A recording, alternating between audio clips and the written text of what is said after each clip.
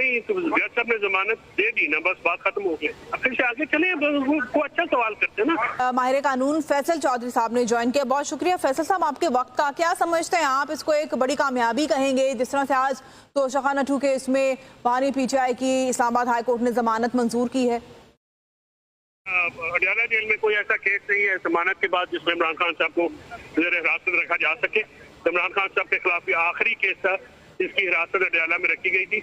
इसके अलावा अगर कोई केस हुआ, इमरान खान साहब की रिहाई को कोई नहीं रोक सकता।